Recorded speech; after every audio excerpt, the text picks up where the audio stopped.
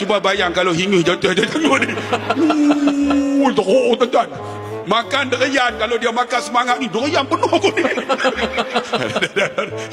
Saya hantam aku jaga. Dia juga suka dah. Dia kata kalau aku panel 3 aku sonok. Sebab selalu dia panel kedua, saya panel ketiga. Aku boleh hentam dah. Kali ni maaf yang hormat, saya tarik balik hormat tadi. Lagi dia hentam. Kan? Jadi cukup saya kata tersambung selepas ini kerana ada orang yang akan menghentam aku daripada tadi lagi dia tunggu. Wassalamualaikum warahmatullahi. Saya nak buat lagu tulis salah. Pak suara saya lain macam tu, cari binatang lah ni.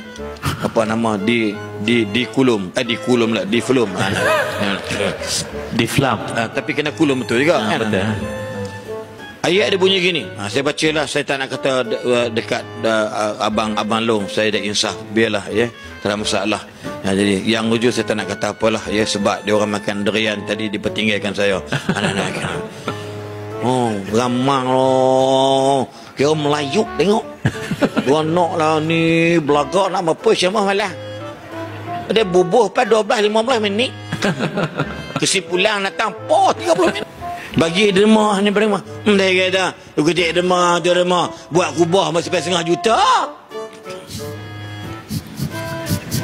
Tu dah bakal kata besar-besar. Yang Muhammad tarik balik. Ini kenyataan yang berhormat bangi. Yang Muhammad kata kat siapa ni? Cara yang Muhammad itu mengelirukan dewan. Ya. Tarik balik. Yang speaker tolong keluarkan daripada dewan.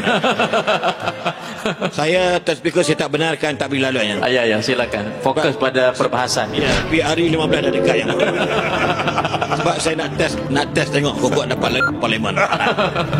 Takbir. Dan tuan baru ni salah cerita kau khabar di mana pendang mana yang tengah duk khutbah ke mana mati kan. Ayat tak apa nama tu? Majid Bukhari. Allah tuan-tuan. Tanya balas sungkawa dia jenis tak banyak cakap. Dia tak ada merapu kami ada tak merapu ni duk pegang pungkong, duk pegang bau ni ni